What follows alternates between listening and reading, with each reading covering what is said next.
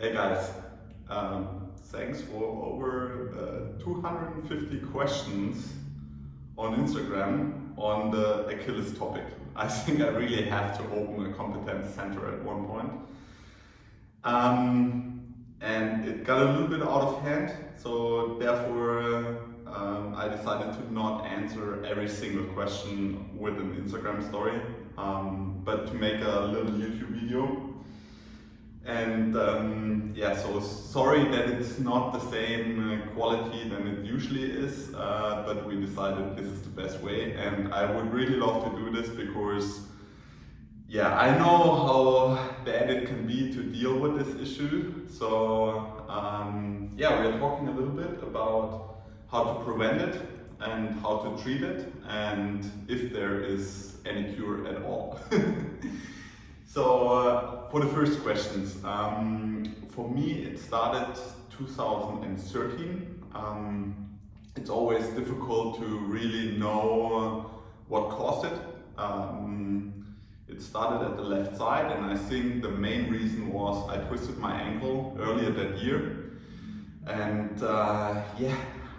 it's professional sport, so I decided not to take a big break, and I also didn't have the treatment necessary afterwards. I think that would have been really important because there might be some lockups or something like that. So whenever you have an issue like a twisted ankle or whatever, try to see a physiotherapist afterwards to do some release techniques, because I think that's really important, and that's how it started for me. So the symptomatic, if you have tendinopathy, is basically you wake up in the morning, you feel a little bit of stiffness at the beginning. After walking around for 10 minutes, it usually gets a little bit better, and the same thing goes for running. So when you start running, you usually can feel some pain when you start, and then after 10 minutes or so, it's probably gone.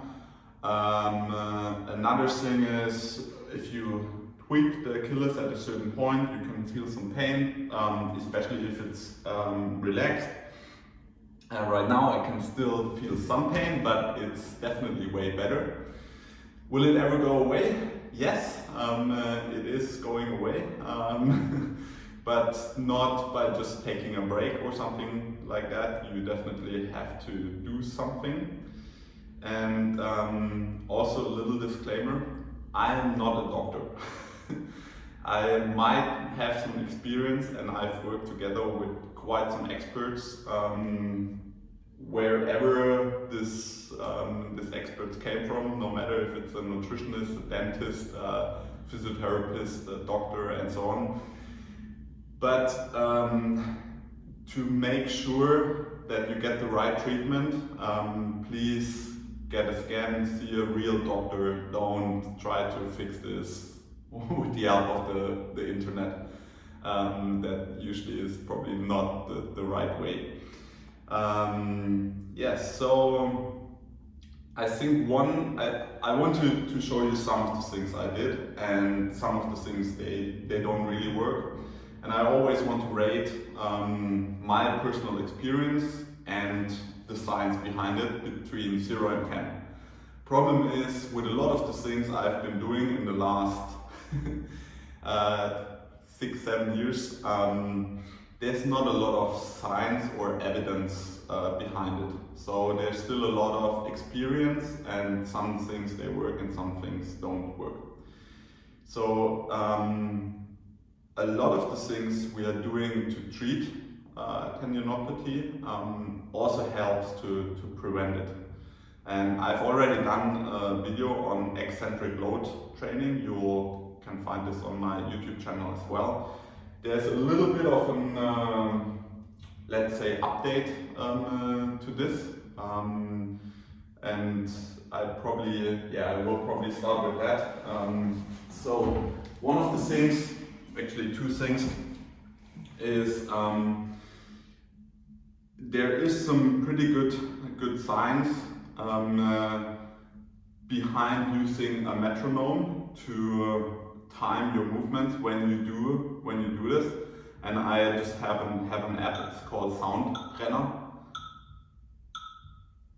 and you hear this noise and you time your movements with this noise. For example, when you do the calf raises, you go up on 2 and you go down on 1, or you go down on 2 and you go up on 1.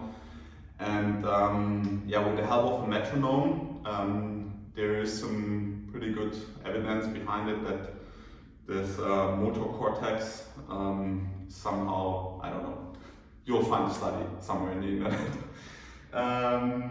Yeah, so let's start with the acute phase. So for me, the first time when I realized, oh, there's a problem, I was at the physiotherapist when I was in Kona already in 2013, and she just slightly touched my Achilles, and I was almost jumping off the bench. And yeah, the next day I started to have pain as well in the morning. You might see some swelling. You might feel that it's a little bit warmer, so it might be an inflammation. It's actually quite a difficult topic if it's really an inflammation or not. But in a lot of times you can treat it like an inflammation to make it better. This acute phase, I would say, it's probably 2 to 3 weeks, and during this time it helps to take off load. So how do we take off load? Unfortunately, it's by doing less running or stop running. The next thing is you can use one of these. It's basically pretty straightforward. You put it in your shoe and it slightly raises your heel. So you have a little bit less stress on the Achilles, so it's just a little heel raise. That's something you can do there. You can have them in many different ways, in different sizes and so on. That's one of the things you can do when it's acute. You can, of course, cool it, ice it. So heel raise, first of all, my experience is a 9 out of 10. Science behind it, I would say, is already a 5 out of 10. Then the next thing you can always do is any sort of anti-inflammatory, obviously NSAIDs. For me, they never really help that much. Creams and sprays, they help. In acute phase, you can put a plastic wrapper around the cream during the night to make it more efficient. I would say my experience is 8 out of 10. Science behind it is 5 out of 10, just because it's really difficult to find any real good evidence that it's actually, making it that much better. Rest, and then obviously anything to release the calf. We come to that later as well. Obviously physiotherapy or one of these. They definitely help for me a lot, actually, to just try to give the calf a little bit of a relief, especially during long flights and travels and so on. That helps for sure. Another thing is socks with some sort of padding on the back of the Achilles. For me, I'm not 100% convinced, because the problem is often they also put some extra stress and load on the Achilles. And when it's in an acute phase, I would not try to put any additional stress on it. So any sort of directly a massage on it or something like that is probably not gonna help in these, I would say, 20 days at the beginning. I still show you, can you see that there is some padding here on the back. It should it just should prevent the shoe to press in there. but I would rather either use open shoes, flip-flops with no heel at all. These are specially made, and I think that's really important to point out is just normal flip-flops won't do the trick, because then you try to squeeze your toes to hold the shoe. So you either have to have special flip-flops or some sort of Birkenstock or whatever, anything that allows the heel to be free. Shoes when you're running during this time, I would recommend shoes with a higher heel drop, so that you can actually put off some load from your Achilles. That's something that might help if you want to run during this time. We come back to the shoe topic later, because that's a really important topic, obviously. There is a difference between what you do in an acute phase and what you do when it's chronic. So yeah. Next phase is the chronic phase, and most of the time the Achilles is a really strong ligament, and it will hold up for quite a long time, and you can run with pain for quite a long time. But unfortunately, at one point it gets worse and worse and worse, and then it takes a very long time to get it better. So I would always recommend to try to take it serious. At the beginning it's not that easy, because like I said, usually you run for like 10 minutes, the pain is gone, and you can then run for 2 hours, but later you'll pay for it at one point. So yes. When you're in the chronic phase, so I tried a lot of things, like I said, and I want to rank the things and the treatments I did from very scientific base to not scientific base at all. So the most scientific based thing is eccentric load training. Like I said, you can improve it a little bit. I've done an extra video on it.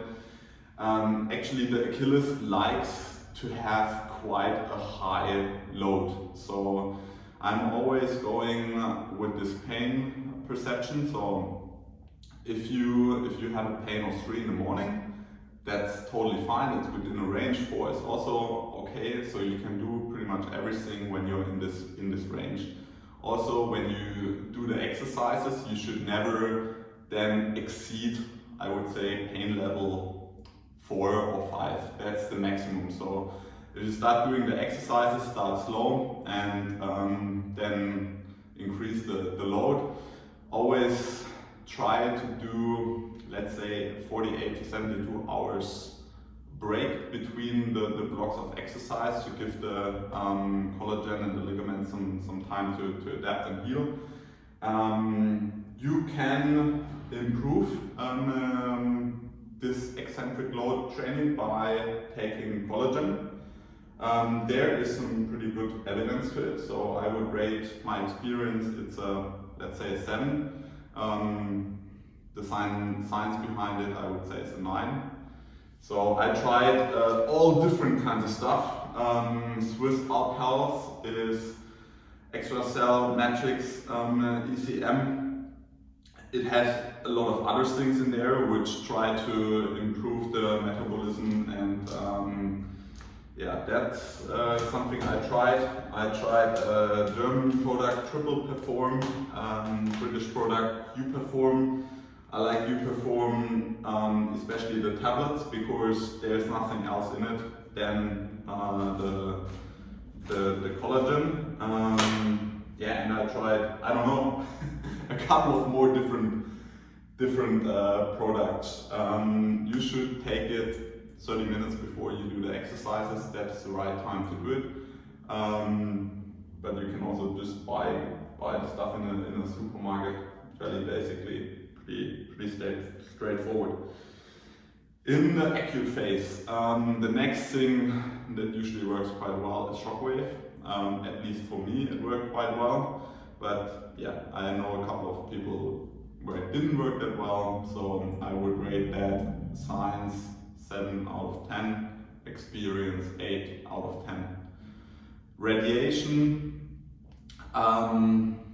not very good signs on it. I would say it's 2 out of 10. My experience is 0 out of 10. Didn't help for me.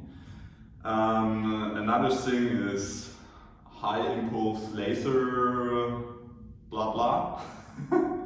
I've tried everything, like you already know by now. Science behind it is, I would say, 1 out of 10.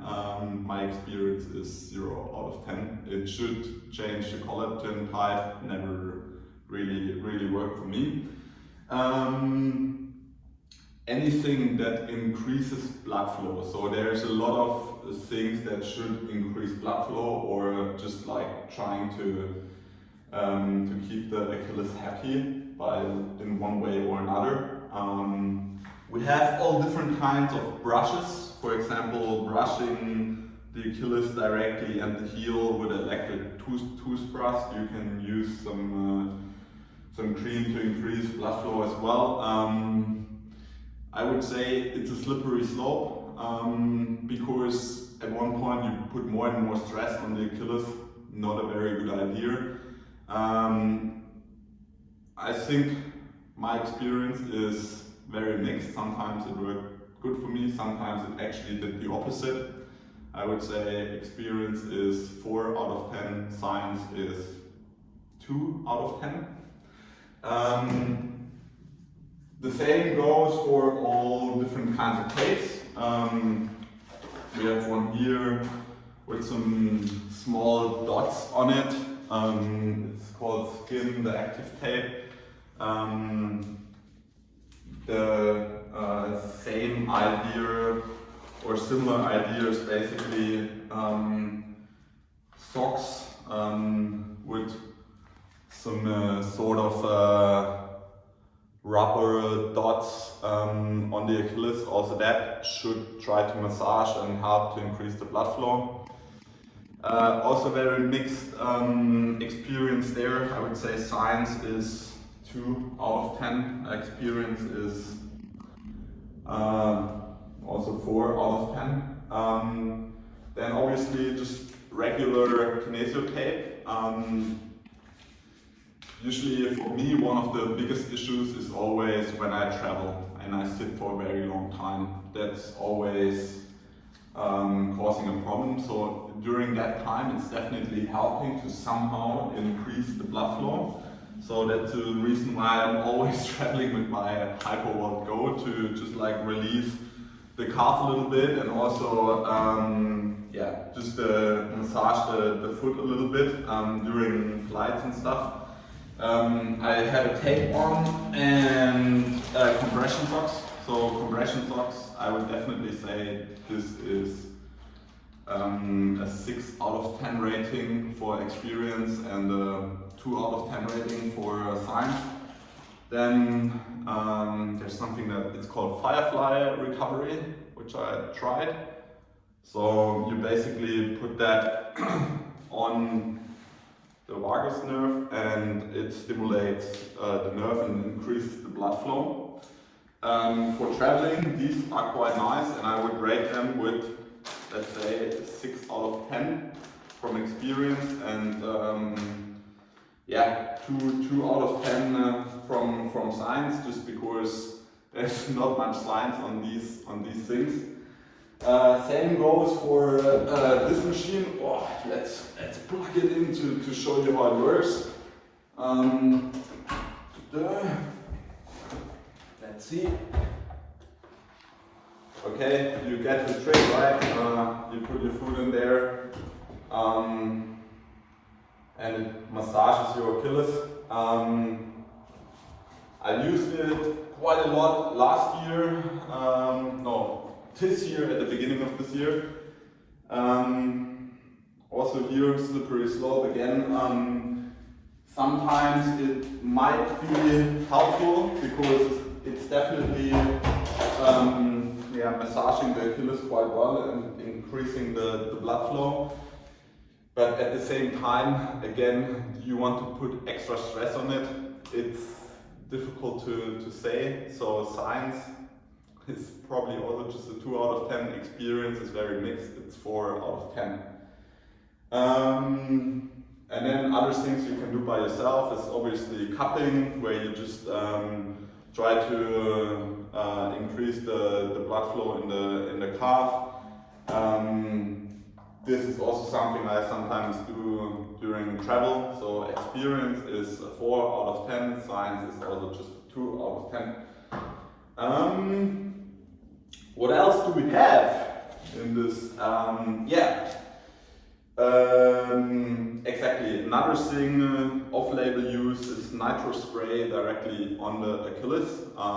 Should increase the blood flow. I've used it in 2014 or 2015. Yeah. Aspirin, low dose aspirin. It's the same idea. It's just like to try to increase the blood flow in the area. So difficult to say. I would say science is a 3 out of 10. The idea might work. Experience also just 3 out of 10.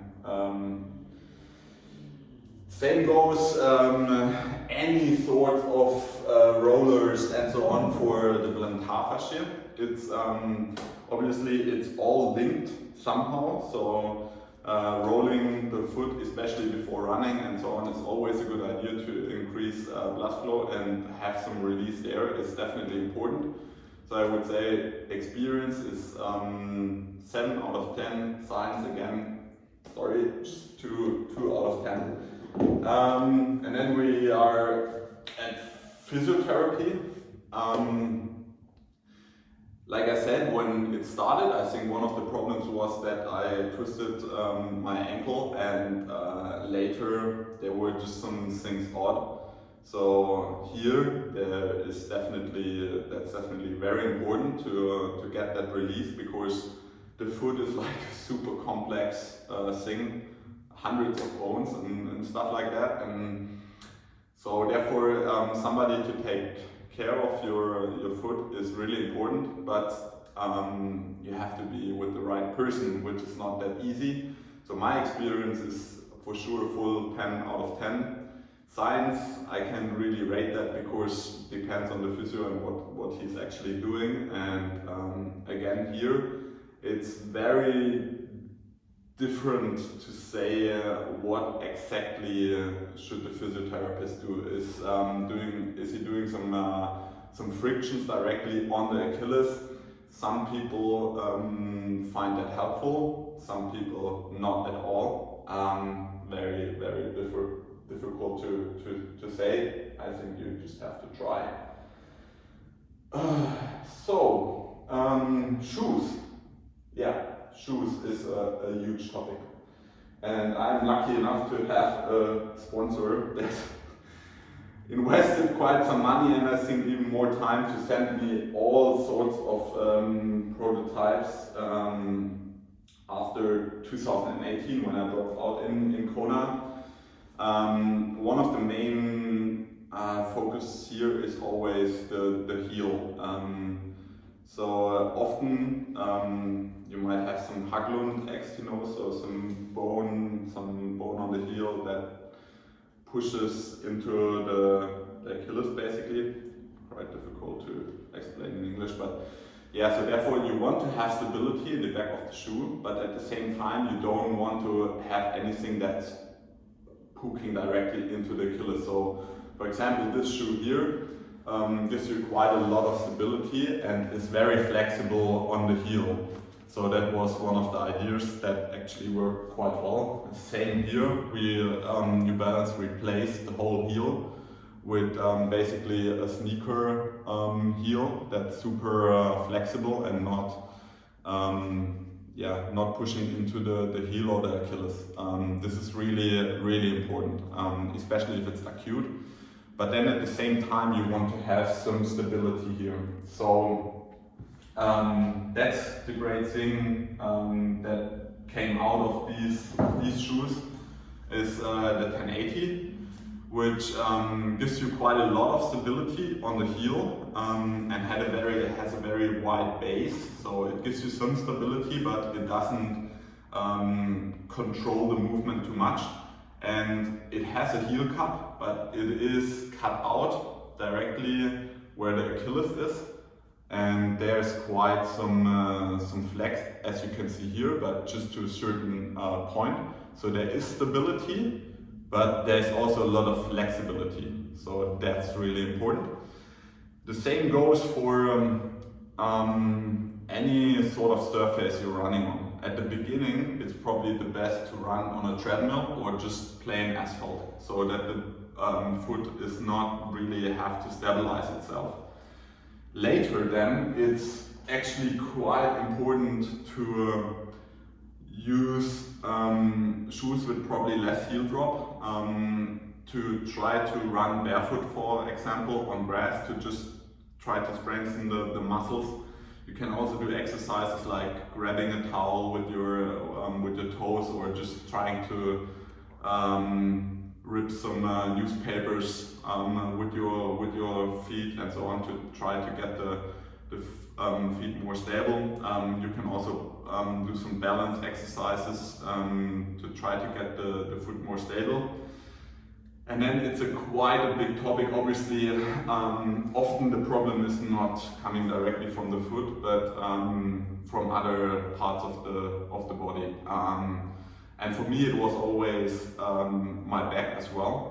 Just like being in the arrow position and sitting like this the whole time in front of my iPhone when I'm eating, that's one of the problems. So working with a strength and conditioning coach that knows the problem, and especially hip stability and a strong core is something super important. So doing a lot of exercises here will prevent the problems for sure, or help prevent them.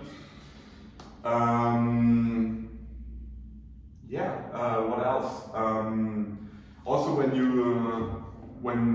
in your everyday shoe, I think it's very important to have a shoe that has a good flexibility on the heel, but still gives you some stability. And then another thing, I actually rate these scientific. It's pretty difficult to rate, but my experience is 10 out of 10. So shoes is really, really important. Same goes for insoles. These are custom made. It's I think that's one of the things with insoles. It's also quite controversial, I would say, but for me those definitely help, especially to stabilize the heel at the beginning when it's acute. Then you should get other insoles when it's better, and so on. So it's quite difficult, and just buy something won't do the trick. You definitely have to find the right person, which is very difficult. I'm lucky enough to have one.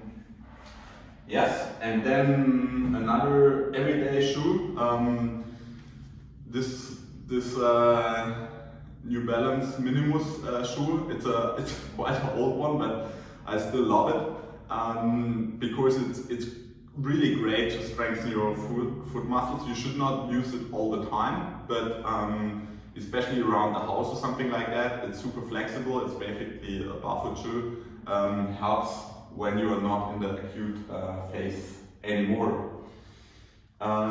What else? Nutrition. Nutrition is a big topic, obviously. Can you do something to make it better or prevent Achilles problems? Quite difficult to say. In general, the idea is to try to lower any inflammation markers. So one of the things that you can try to do is try to get your omega fat acid level checked.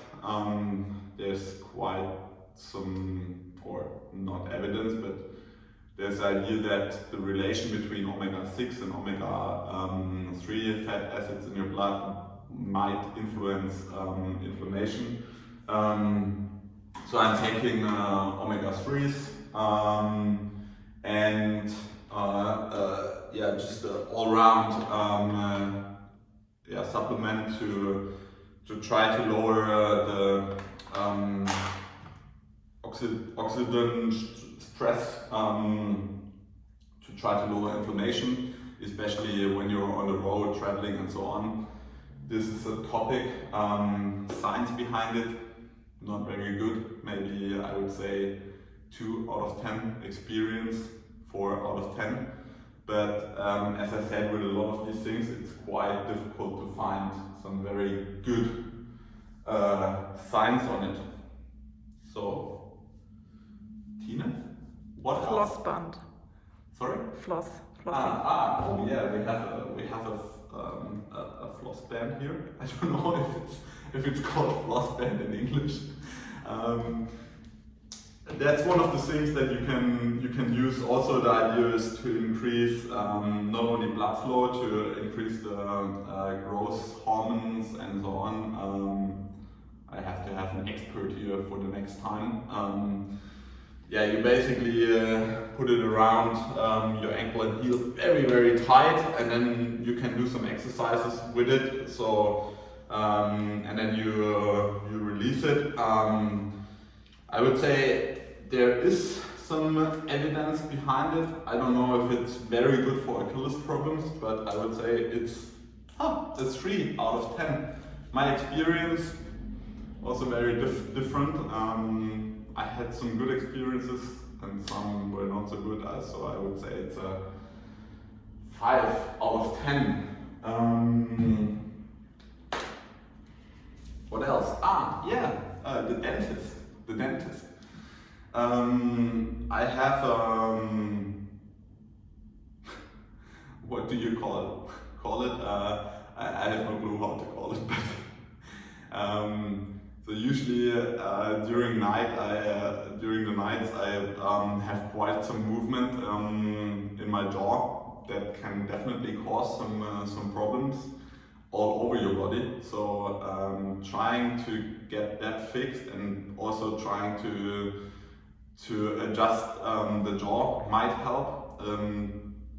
I heard from quite some people that had good experience with it, so I would say my experience is 4 out of 10. Science behind it, again, unfortunately just 2 out of 10. But of course, there's a 10 out of 10 when it comes to dentists and teeth in science when there's some sort of inflammation, and so therefore always get this checked. That's really important. Well, do we have anything else?